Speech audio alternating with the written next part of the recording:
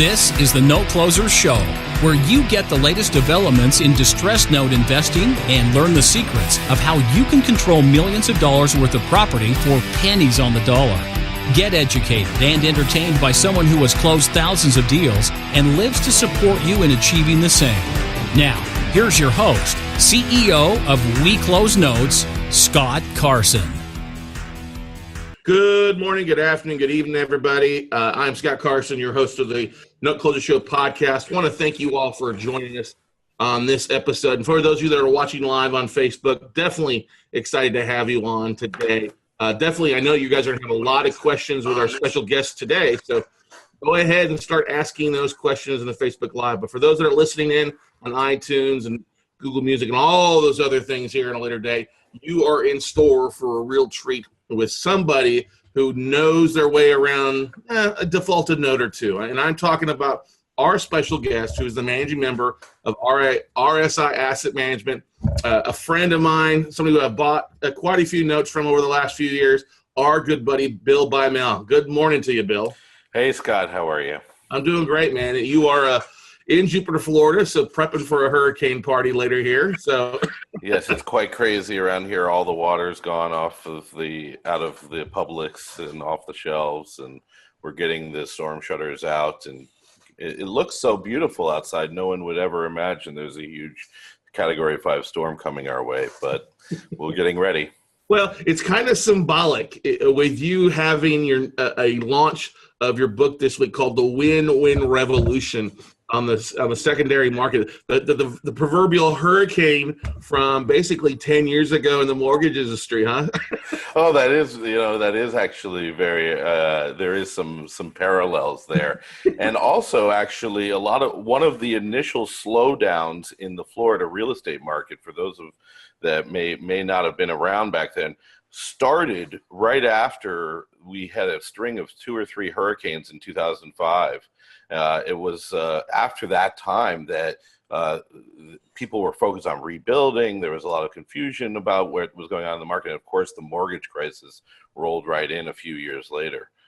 Right, it totally did. For those that don't know you like I do, Bill, why don't you give a little bit of background on who you are and some of the stuff that you've seen in the last few years? No problem. I went to school to become a filmmaker, believe it or not. Has Mark Gold hit you up by any chance? Oh, all the time. Mark Gold is doing some great stuff. I'm really proud of the work that he's doing. As a matter of fact, I think he'll be out there in California in a few weeks as well. I'll see him out there, but it's really amazing what he's. Some of those movies that he's involved in are a little scary for me, but he seems to be doing great stuff. So I had actually some success in the film industry right out of film school. That was the late 90s. Moved to LA, was living a Hollywood life, but was a little disgruntled with the business of filmmaking. So I moved back to Florida, where I grew up, in 2002. My father was a real estate broker in Florida, so I'd always been surrounded by residential real estate, the idea of buying and flipping houses, how to sell residential houses, etc. He twisted my arm, convinced me to get my real estate license, start investing in fix and flip houses. I happened to meet a woman in 2002 that I ultimately married and had my first daughter with. And so the film industry was gone and real estate was my new passion. And I own and did own several real estate brokerages, but my focus was fix and flip real estate. I had some limited experience in the mortgage industry as well. Prior to the crash, I had gotten involved in commercial real estate as well. I have a brokerage that represents national restaurant retailers. And then by extreme chance, I got a phone call in the summer of 2008, which you may recall we had a stalling residential real estate market. We had defaults going through the roof at that point, but we didn't yet have the fall of Lehman and all of the crashes that came in the fall of that year. I got a call from an asset manager who says to me that he could buy mortgage notes on construction to perm loans in Port St. Lucie, Florida, at basically naming his own price. Wow. And it was a random call, a chance encounter, but it really spun my career in a whole new direction. It was a light bulb moment for me. This was what the future of residential was going to be from my perspective. So I took advantage of that opportunity, got involved with this hedge fund in California in 2008, worked with them for a series of years as a loss mitigation specialist. I helped them value the portfolios of properties that they were buying the first liens on for mortgages in default. We ultimately started investing in mortgages ourselves. Hooked up with Peter Slagowitz at Spurs Capital and became the managing director for his entire Florida portfolio. And since 2009, I've been responsible for overseeing about $200 million worth of NPL mitigation and liquidation, primarily here in the state of Florida. I've owned stuff all over the country. Our fund has owned in all 50 states. So I have some experience on a nationwide level as well, but my focus really is the state of Florida. Yeah, definitely got a little bit of background there, which is great stuff. Yeah. And Florida's had its ups and downs, just with everything else. It's nice seeing kind of Florida come back where it basically was so depressed. Now it's one of the hotter investing markets out there for those investors out there. And I know I've made a lot of money in Florida. Sure. Betting against what everybody else was saying and doing well the last 10 years. Where do you kind of see the market, the NPL market going? Let's see kind of your glass ball, if you had one, a crystal ball. Right. Well, and the reason that Florida is a great market from my perspective, not just because I know the market, and everything is about knowing your market and knowing the true value of the underlying real estate that you're buying the note on. That's really the key to this business. You make your money on the day you buy it. And what's great about Florida is that one man's problem is another man's benefit. Mm-hmm. For the big banks, they look at Florida, New York, New Jersey, judicial states where the foreclosure process on average can take 2 or more years, and they want nothing to do with it. So these are the states where NPL buyers get the best opportunity, get the best deal. And where we make our money is on the arbitrage that we create by buying in a state that should have a 2-year timeline and then working it out so that we're now averaging a 12-month timeline or a 9-month timeline. And that's how we turn what should be, regular, decent returns into really phenomenal returns. Yeah. Yeah. That said, Florida, like you said, it has seen a roller coaster. It's always been that way in Florida. I mean, my father used to tell me in the 80s, I was just a little kid. There was a major condo crisis in Florida back then. We've seen, all markets are cyclical. Florida really took a big dive after the residential crisis in 2008, 2009. And opportunities were endless. For those that were smart and bought condos in Miami for $150 to $200 a square foot. Those turned around and a year ago could have been sold for $500 a square foot.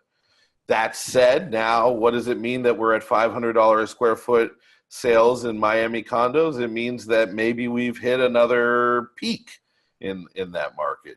I just read an article on Miami Beach, North Miami Beach, the area of Sunny Isles, North Bay Village.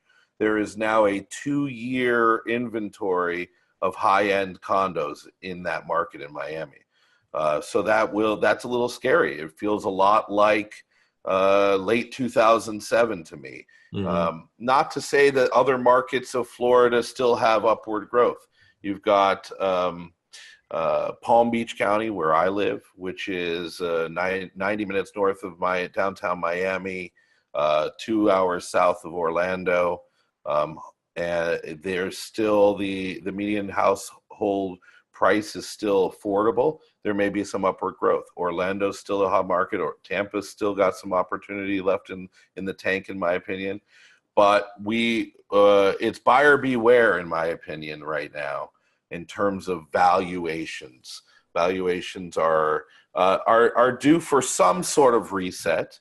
The financial markets are, it's almost going to become like a self-fulfilling prophecy. Every day I hear somebody new saying, the stock market's overpriced and it's due for a crash. Well, if enough people believe that, I think it will come true ultimately. And so, we're not going to see, the good news is with the mortgage industry as it relates to residential real estate, we don't see the kind of default rates that we saw of the pre-crisis, where we're at less than 2% default on all these new originations. The FHA loans do scare me a little bit, the lowered credit scores that are being offered.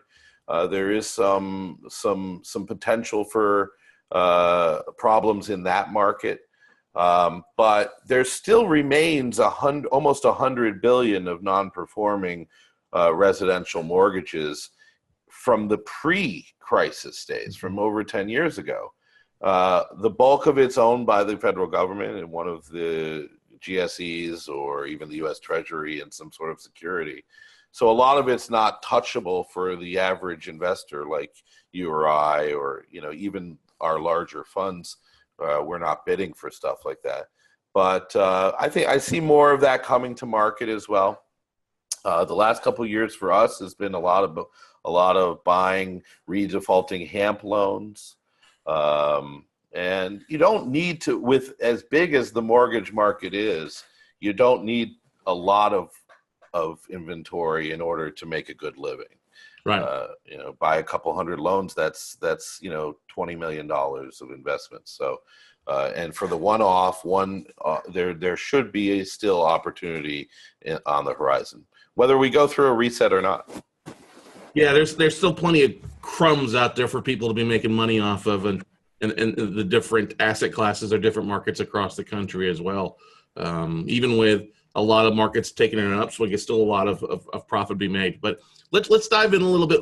Part of the reason you're here is we're so excited about this book, the WinWin Revolution. First of all, talk about the book a little bit. What kind of gave you the idea, hey, I need to write a book about this. Let's talk about it. That is funny. Here you go. Here's a copy of the book. It's available on Kindle this week for 99 cents.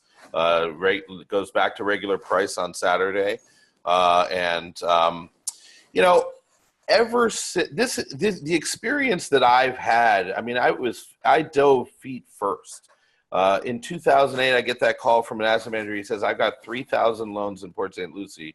I want you to go look at every house. Well, obviously, I couldn't look at every house. But I looked at 300 houses in Port St. Lucie, all new construction. So we have been boots on the ground since the darkest days of this crisis, meeting borrowers, meeting tenants, finding properties, figuring out what, some of the bad paper that exists out there, figuring out how to interact with borrowers. And, there are so many stories. Some of them are exciting stories and uplifting stories. The stories of, a family whose loan was sold from one bank to the next bank to the next bank, and all they wanted was an opportunity to modify and not be underwater, but no big institution or even large private investment fund would give them that opportunity. We go in, we buy that loan, we give this person, we're buying it at, say, 60 cents on BPO value. We're turning around, letting the borrower go into a trial payment plan for 6 months, and then forgiving principal to get them to 90% LTV or 95 LTV. We're saving people's homes. And there was story after story that I've experienced firsthand So I've always had it in my mind. I want to tell this story. I want to tell what the idea of the book, WinWin Revolution, is all about. Is about the paradigm by which we operate within this business. Anybody can buy millions of dollars of non-performing loans, hand it over to a servicer, and let them start trying to collect debt. But our perspective was there's a way to do this that treats the borrower with dignity and respect. A lot of the people who we come to meet over the course of this process of owning and mitigating NPLs, we're just in a bad situation, wrong time, wrong place. There's a lot of strategic defaults, just like many business people would do so in business world bankruptcy. We saw a lot of that in the residential mortgage industry, and the key to our paradigm was we're going to go out and we're going to create a better mousetrap. We're not going to call the borrower up and start demanding debt repayment. We're going to talk to them about resolution. We're going to look for what they want. And you won't believe it. 9 times out of 10, I meet a borrower and I'm the first person that asks them, what do you want? What would be ideal? They're not used to that. So we've created this entire paradigm around how to treat a borrower that is all about the win-win. And that's where the title of the book comes from, WinWin Revolution. And so the book is not only a how-to for loss mitigation and how-to for hiring attorneys, pitfalls to look out for, success stories and how we approach them and how we reach them. But it's really about the paradigm that we've created that hey, you can make a very, very good living in this industry while having some small effect on neighborhoods and people as well. And I think that's important that you say that is you treat people with respect, because a lot of them it was out of their hands, right. And it's not their fault that the values dropped 50 to 100 grand or 20 grand. Now, you also have the obvious side where, hey, it went up by a ton. They pulled equity out and they're using it to buy toys, and we're living in a garage sale economy for a little bit of time. But right. Houses were your ATMs and whatnot. Yeah, exactly. But for the majority, especially in Florida, you can't predict a 50% drop in values in a few years. And we've seen that from a lot of the stuff, because I invested heavily in Florida and in other areas of the country. That's the thing. What would you like to do? And for the most part, people are, hey, really? Like you said, somebody's loan was sold 3 or 4 or 5 times, and you get a file that's yay thick with every bit of collateral, short sale approval letters or loan mod letters in there every time it's been sold, and borrowers crying. You got a particular story you want to share with everybody, talk about in the book? Well, I have a couple I can lead you to. You mentioned the short sale and the selling of the note from bank to bank. Mm-hmm. We did a trade with a Venezuelan bank called Mercantile a few years ago. They're very prevalent here in South Florida because we have a large Venezuelan community. And they had a relatively small inventory of NPL on their books, still in portfolio. It was less than 100 loans. So we bid the portfolio and were allocated about 35 loans out of it. They went through the due diligence. The files show up. It was an interesting trade. It was the first time I actually went to the bank headquarters and picked the files up directly from the bank.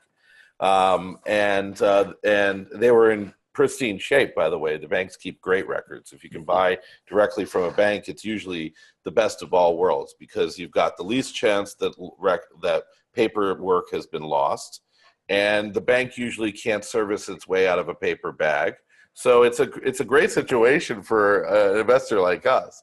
So I go through. I'm starting to go through files, and I open up the first file, and there's a contract from 1 week ago, short sale, 10 grand above where we valued the property. I think 315,000 or something for this. The loan is upside down. The short sale HUD request shows a payoff of about $250 to the bank. Maybe the bank's owed, $400 or something like that. And we paid $220 for the loan. Maybe less, maybe $215. So I opened it up, and literally sitting there is an opportunity to make $35,000 by just saying yes and signing off on the short sale. And I started to think to myself, well, what's wrong with this picture? I called the asset manager at the bank, and he said he knew exactly what was going on. All of these borrowers wanted deficiency waivers. They did not want to have to pay the difference between the value of the property, $300,000 or whatever the payoff would be, in our case, $250, $260 payoff, and what was owed. Mercantile had a company policy not to waive deficiency, especially because most of their customers all come from the same community. If they start waiving deficiency for one customer, next thing you know, everyone's going to be defaulting. That's what they had a PR risk involved. So here's a situation where bank bureaucracy really hamstrung the servicing department of this bank and caused this situation where they couldn't resolve the debt. Borrower's still stuck in foreclosure. Borrower can't get a waiver of deficiency.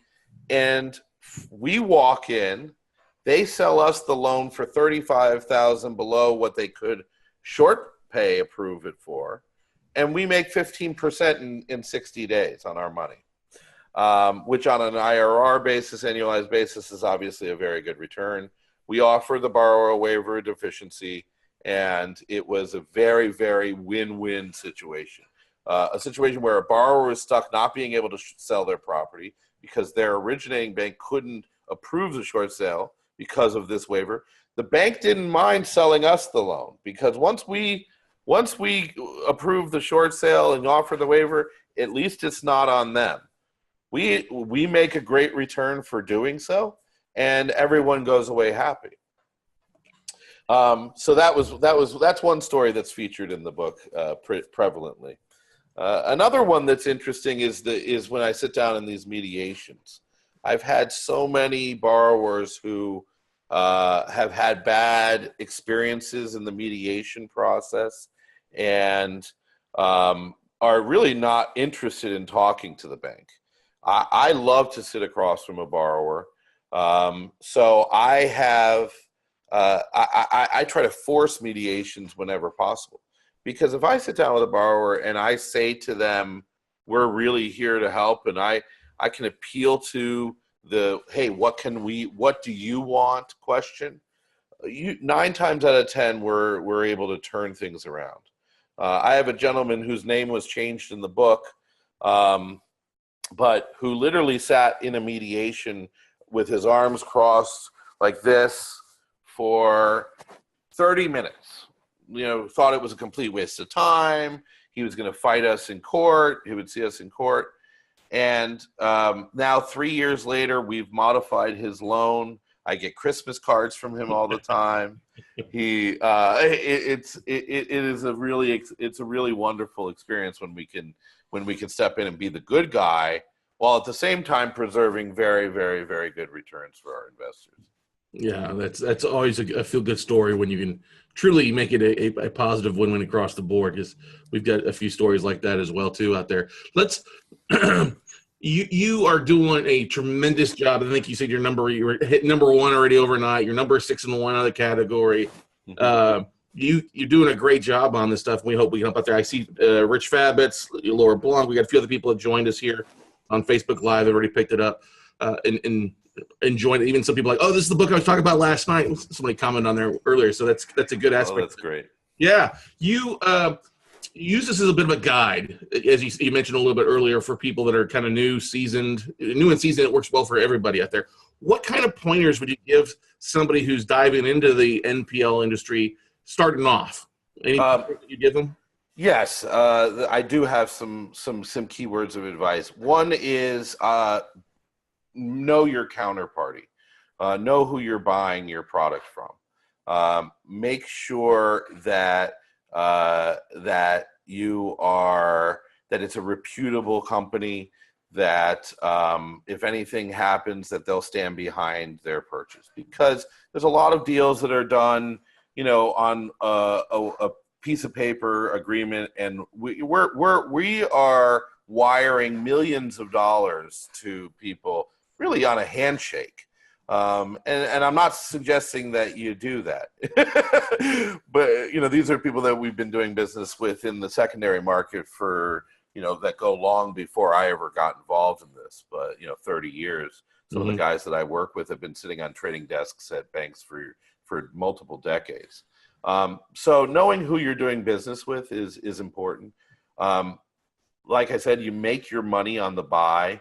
So it's very important the amount of due diligence you do up front. Find a mentor, find a Scott Carson or someone like that that has the check for that. Right.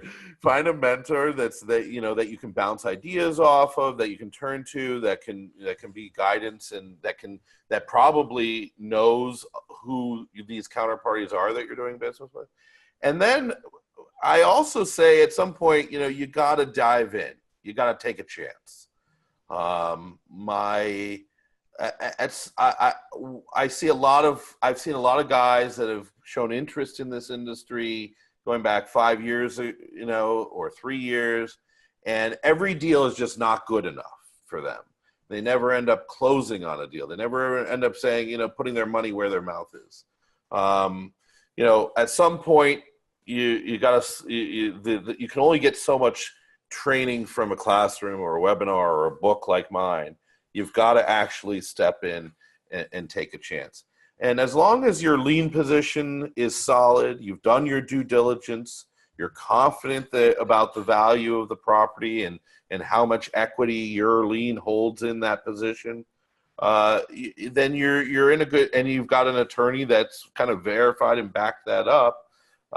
It's worth it to give it a shot, because the experience you get from actually doing this business is obviously the best kind of experience.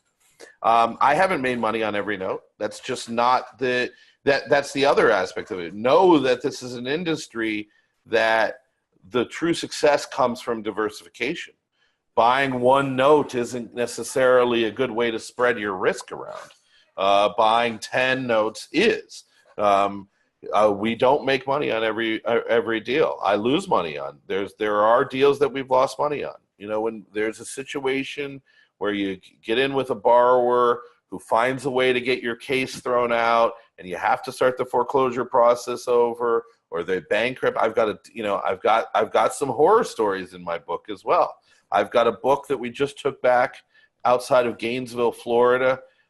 We've owned the property as a foreclosed REO for 3 years. And the borrower has found a way through multiple bankruptcies, including bankrupting children of hers in the house, as well as multiple appeals, as well as multiple motions, all pro se stuff, found a way to prevent eviction for 3 years. Wow. And now, this was an outlier. It's not what happens. We usually let's put a disclaimer up there, right? I don't want to scare everyone away. We're running for the hills, everybody. I'm going to tell everyone, jump in, but watch out for this. Look, there are situations that there are a lot of, as much as you try to help people and try to come up with a win-win resolution, and come up with a amenable solution for their problems. There are some people who are just gonna, they're gonna always see you as the enemy, and they'd rather hide, or they'd rather pull some kind of legal tricks. So diversification is important as well when it comes to this industry. Yeah, it's important to think of it as a numbers game. It is a numbers game, like everything in life, right? Like everything in life. Yeah, exactly. It's a good thing to spread that risk out among different assets, because I'm still a believer, especially with all our workouts. We average about a 50% workout aspect of things, where we come to sort of modification or trial payment plan, and then we get a deed and lose about 30% of the time, and then we still end up foreclosing a big chunk, about 40%, but I think it's below where a lot of people are at 50, 60%. And I think you said something on there that's really good, is you're trying to create a win-win scenario where it's a win-win, not just a win-lose scenario on there. And I see a lot of investors, and I will throw myself under the bus. Initially, coming from the fix and flip side, when I got into the note business, I was like, oh, I'm just going to foreclose on everything, and lost my, look, I'm wearing a shirt today, but lost my shirt. You want to talk a little about that? Did you struggle a little bit with that when you came onto the note side from that background? Sure, absolutely. There is some good reason for why it was a struggle in the beginning. When we first were in the midst of this in 2009, the secondary mortgage market, which is the market by which we access all this NPL product, was obviously in hysterics. There was no secondary mortgage market trade for reperforming loans. So even if you wanted to give a loan modification to a borrower back in 2009, 2010, you were doing so at your own risk as an investor, because in our case, now if you wanted to just modify and hold on to the loan, you're fine, go for it. A lot of people do that. But from our perspective, managing a fund where we knew we had to return money to investors within a 2 to 3 year period, we knew that we needed to go back on any reperforming loans and be able to resell those in the secondary market, or securitize, or pull money out, all of which did not exist for until maybe for several years after the market crashed. And then about 4 years ago, 2012, 2013, we started to see a pretty active trade of reperforming loans. Pension funds, private investment funds, endowments, private investors, especially through one-off investors looking to buy stuff for their 401k, they look at these reperforming loans as a real opportunity, because the redefault rates on a well-designed loan modification have been very good. Now, the key being a well-designed loan modification. So what does that mean? Don't leave the borrower in a huge negative equity position. Make sure the payment's affordable. Make sure that there are a few key points, obviously, but that make sure that the borrower is vested back in, either by giving them equity in the property or making them write a check for some amount as a down payment to vest back into the property. So early on, we were very much in the same boat as you. It was, if we would say to borrowers, listen, we want to let you off the hook. It was still approaching it from a help you scenario. We want to let you off the hook. We want to give you a waiver of deficiency. We're going to write you a check. Instead of writing a check to the attorneys to foreclose, let me write you a $5,000 check, sign a deed in lieu. Otherwise I'm going to foreclose. And really, that was it. There was loss mitigation options, or there was foreclosure.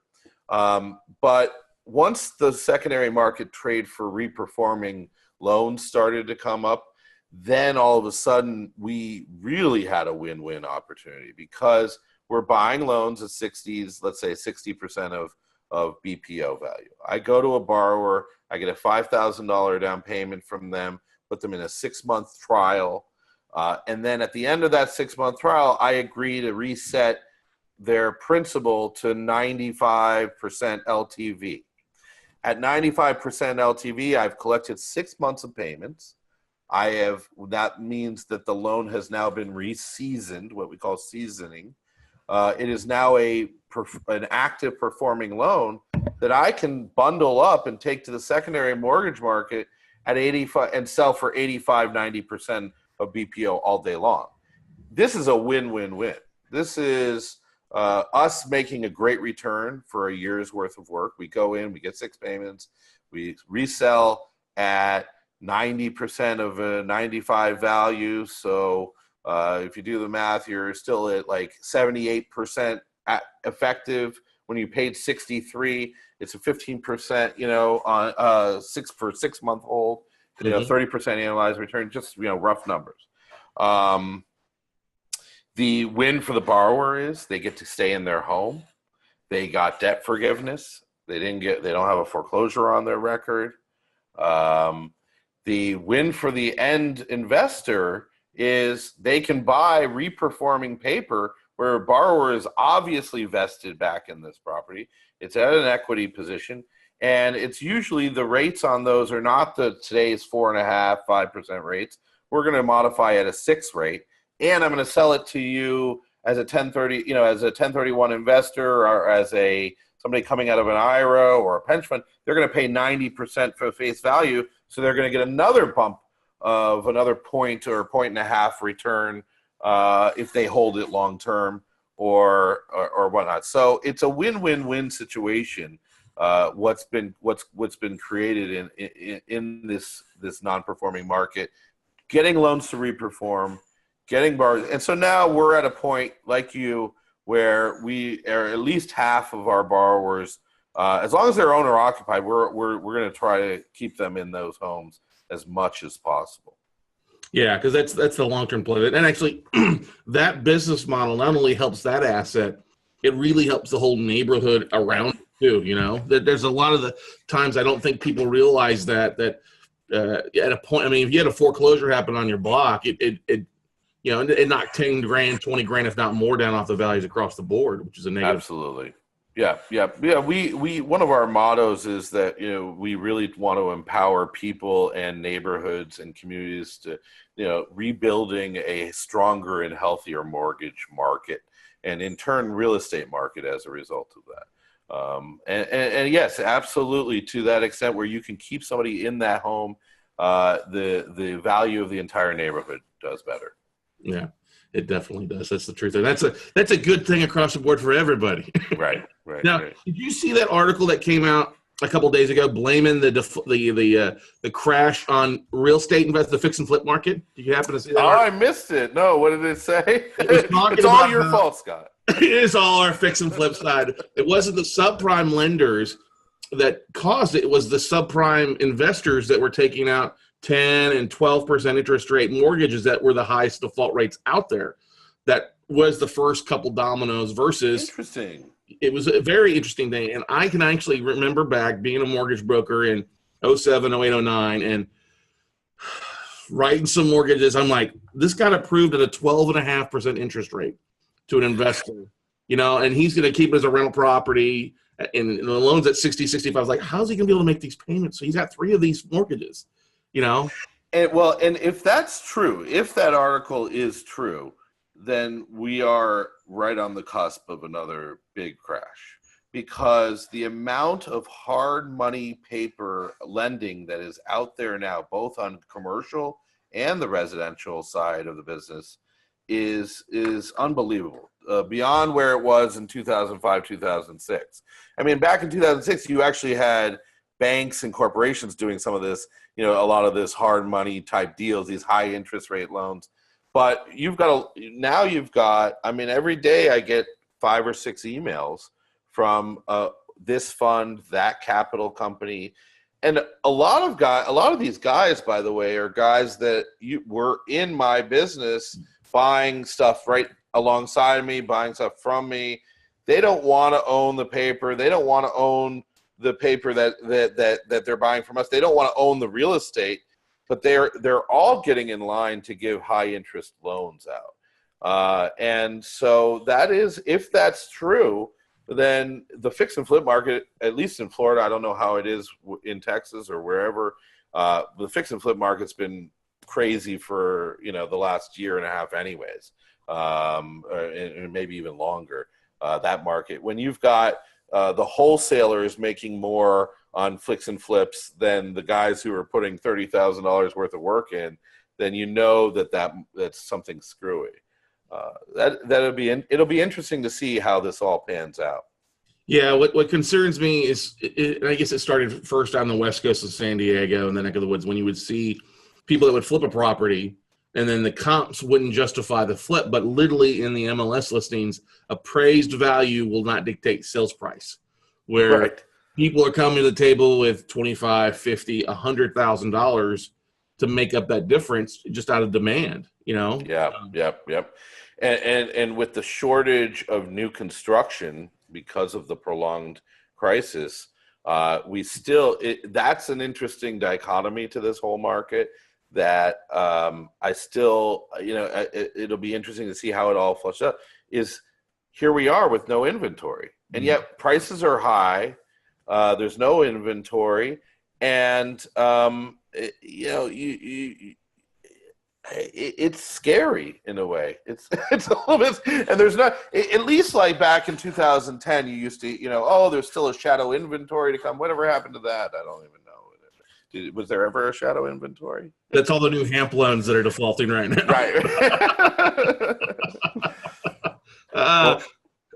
Well, certainly the federal government owns a ton of stuff, and Fannie, I don't think is going to be selling. One of the guys I met recently said they're going to pull back on some of their sales, which I don't understand, because they're one of the Fannie, Freddie, all these guys have the largest inventory of pre-crash NPL. You'd think that they want, but the one that really scares me / interests me is the Fed and the Federal Reserve, the Treasury, all the paper they took off the hands of banks that they're refusing to audit, and open up the books and say, well, who owns what, and I come up against these loans a lot. I see a lot of these loans out there. You hear stories.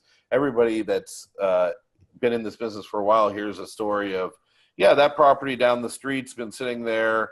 Nobody knows where the bank is. The servicer keeps paying the taxes on it, but there's no foreclosure action. It would be nice if the federal government stepped up and did sign of an RTC type thing or something to open this more opportunity up to smaller investors like us. Yeah, but it's almost like military intelligence. Nobody said the government was Right. Never happened. Never happens. I mean, we'd hope somebody with a real estate background as president could help free up that stuff, but there's so much mixed stuff going on. We won't get into the politics this day on stuff like there, but I think that was one of the biggest things people were excited about being on a real estate entrepreneur, somebody who understands that aspect and things like that, and not really seeing that much so far. Right. Knows what it's disappointing. Yeah, but the thing I think we have to keep in mind too is they don't know what they got. I mean, It's literally, they have no clue about it. I mean, it's the shadow inventory that keeps getting pushed. It's the whole thing of monkey don't see, monkey don't hear, speak. Right. Because if we don't talk about it, it doesn't exist. Right. Exactly. Whereas you and me buying assets, if we did that, we'd be bankrupt really, really fast on a lot of stuff. Yeah. Yes, absolutely. And it's also just not good for our communities. Going back to the win-win and what we try to do, the entire industry, our entire mission here, it all can serve a greater good if you put the right slant on it and you really, you operate from that intention. Mm-hmm. By just taking bad loans and putting them on the books, it hurts everyone involved. It hurts the communities. If that borrower is still around, they're sitting there wondering when, if ever, is the bank going to foreclose? I've heard of situations where people have been trying to short sell for a long time and they can't get a response on a short sale approval because their loan's somehow part of a securitized tranche that's not, that has certain guidelines which are totally unrealistic. So, and all this does is, it prevents inventory from existing. It ties people up. I thought the NPL market over the last years, the private investors like ourselves that came into the market and invested and, took a certain philosophy, ended up with great results for our investors, but did so in a way that, really approached from the win-win. I think we've done a lot of good for our communities, a lot more so than any of the large institutions obviously would or could do. Yeah, that's that's the interesting thing is it's the more flexible you are, the less rigid, the more opportunities you have, and the more profitable you can definitely be. Right. I think that one of the most interesting trades I think we've seen out there, the notice came out, was when Goldman Sachs a few months ago, they modeled 100 non-performing loans and the workouts with that, and now they've gone to 26,000 loans. Do you have an opinion on kind of that aspect of things? Well, there's a very clear reason why they did it. They signed a deal last year with the government for to pay back, I guess, some restitution for some of their misdeeds. Their shadow, right. So they, as part of the settlement, and this is what I think a lot of people don't realize, the reason that as part of the settlement, they're supposed to pay out whatever it is. Let's say it's $13 billion or something of fines and restitution and whatnot. So, however, as part of that agreement with the federal government, they were able to get a line inserted into the settlement that allows them to get credit for any debt forgiveness. So what they're doing is they're going out and buying paper at 55 cents on the unpaid principal balance, which may translate to 65, 70% of the current BPO value of the underlying real estate. And they're paying 55% in actual dollars. If they go to the borrower and give that borrower a modification, they at 95% or 100%, and they do a debt forgiveness, that number, which really doesn't exist for anyone to collect anyways, now goes as a credit against their fines and their fees. So in essence, they've found a backdoor way to profit from the same settlement that was basically slapping them on the wrist for previous bad behavior. And so it's actually a really brilliant thing what they did. That said, it's not necessarily the best intentions, and we'll see, but we'll see how it goes. Any losses that they take on paper, even though where it's even though it's shadow money that never exists, the paper doesn't exist. When something's at 120% LTV, as an NPL buyer, only 85% or 90% of that is actual equity that you can draw on, because you're going to have expenses of ownership, you're going to have expenses of foreclosure. So all that additional 25, 35%, they're getting credit for. No other investor in the NPL market has ever had this opportunity. So Goldman Sachs really, I don't know if it's genius or, luck, or the fact that, they've got some, good connections politically, but that's what that's all about. Yeah, it totally is. It makes for an interesting fuzzy math story, I guess you could say. Exactly. I mean, they're basically taking the money that they should be paying out to restitution, or to borrowers that lost their homes, or whatever it is that was originally intended. They're taking that money and using it to buy paper that they get a pass on, and then they're going to ultimately end up profiting from down the road. It's very interesting. It's quite sneaky. Sneaky snacks, gotta like that. Yeah. So let's you got the book that came out on Monday, Doing Well. For those that are interested, you can if you're listening, we actually went and created a bit link for you to make it easy for everybody. You can go to Amazon and just search under WinWin Revolution, or you can go to the website www.bit.ly/WinWin Revolution, where the W's, first letters of the words, are alphabetized, make it easy for you. We'll put the link in Facebook Live here as well for those that want to watch it and download it. You got a very special offer going on right now, right, Bill? That's right. This week, today, tomorrow, and Friday, it's 99 cents on Kindle. So it's you can get it for basically nothing. We're just doing it. My publisher agreed to the discount as a promotion to try to get sales going the first week. And then starting Saturday, it goes back to regular price. For those of you like myself that are battening down the hatches, getting ready for Irma to pay us a visit here in Florida, this book will be great reading for you. It's unfortunately, it's such an easy read, only just under 200 pages. It's such an easy read that it's actually not going to take you very long. So you'll have to find 10 other books to get through the rest of the story. Now, question for you. Are you going to take your background and then what's the next step of the book? A movie? Oh, yeah. WinWin Revolution, the starring Leonardo DiCaprio as me. Directed by Martin Scorsese on that aspect of that, huh? How we save the world. There you go. One loan at a time. There you go. Making America great, one mortgage at a time again. Amen to that, brother. Oh, that's funny. No, so I continue to manage a couple of our a couple of funds that under the Spurs management wing. I'm a vice president of a fund called Goshen, which is we've been paring the size of that portfolio down. I've got about 20 million under management here in the state of Florida.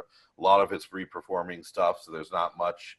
I'm not as busy as usual these days. We are in the process of signing a deal with another large feeder fund that wants to get into this business.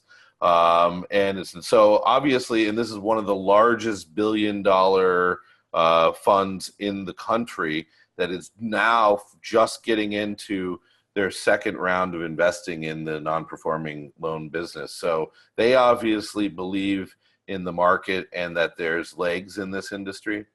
And then we're also, for the first time, actually, we've just launched a fund which is going to be open to high net worth investors, private individuals, family offices, fund of funds. Up until now, we've mostly either invested our own money or we've taken on an institutional partner. We're now trying to expand our breadth into some commercial paper that we have access to, real estate opportunities, both commercial and residential, but the focus will remain the residential paper market, non-performing first liens only. So we're just launching a fund called BuyC Venture Fund, a little play on the Bymel name, BuyC Venture Fund, which Peter will be a junior member of as well. It'll be my fund. I'll be the primary on that fund, and we expect to be buying in the fourth quarter of this year, our first round of purchasing for that.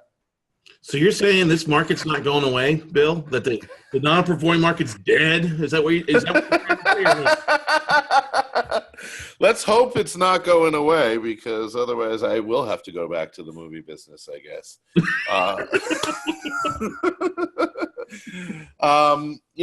Look, there may be new opportunities, and I know that there's still legs in this market. I think the market was forever changed in 2008, 2009. All of a sudden, small-time investors, guys like myself who didn't go to didn't work on Wall Street, didn't have access to the old boys club to buy stuff on the secondary market, all of a sudden we were opened up to these opportunities because there's so much paper flying around. Well, for those of us that developed those relationships early on and then did well and developed great counterparty relationships and a good reputation within the industry and a good track record, there will remain plenty of business. And there's still, like I said, 100 billion of NPL pre-crash sitting out there.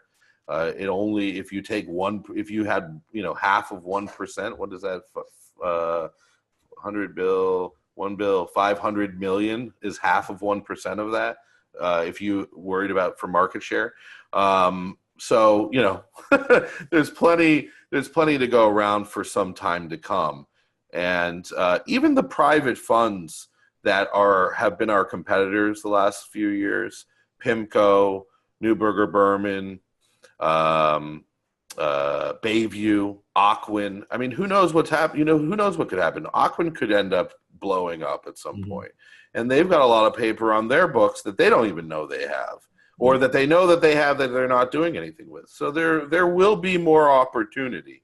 And it's an exciting industry. It's that people like you and I have an opportunity to be a part of that old boys club of note trading. You know, unlike ever before, the market, it has changed permanently. And the guys like us now have these connections to Wall Street bankers, and that's really exciting. It's a new thing. So I'm going to stick with it. I'm going to try to pass my message along and continue investing in this market, and hopefully create a few more win-wins over the next few years. There you go. And the dog is barking. And the dog is barking. She's saying it's time to put the shutters up. Well, Bill, I won't take too much of your time. Once again, guys, you can pick Bill's book up, WinWin Revolution, on Amazon. It's a great book. Lots of great stories. Bill is an amazing storyteller, I'll tell you that right now. There you go. Showing the book more there. Go out, pick it up. Trust me, it's fresh. It's got a great take on it, and I love visiting and I love talking the business with you, Bill. It's just always nice to talk to somebody who's not talking above anybody's head, who breaks it down at a level that people can understand and go through it. So I appreciate it, and I'll see you in 2 weeks in California. Yeah, we'll see you there in Orange County at the Distressed Mortgage Expo. So have a great day. Be safe. Don't get blown away. All right. And we'll see you at the top, buddy. So, thanks so much. All right, everybody. That's going to wrap it up for our episode today of the Note Closer Show. Once again, check out the book, WinWin Revolution by Bill. Great job in writing the book. It's something you're going to really enjoy, and something that I won't even want to pass on to other investors that are looking to learn a little more about the industry. So, as always, we want to thank you for joining us. As always, if you're listening on iTunes or any of the other podcast platforms, please feel free to share this with anybody you know on our podcast, and leave a nice review if you enjoyed what we've provided. So once again, thank you so much for joining us today, and we look forward to seeing you all at the top, everybody.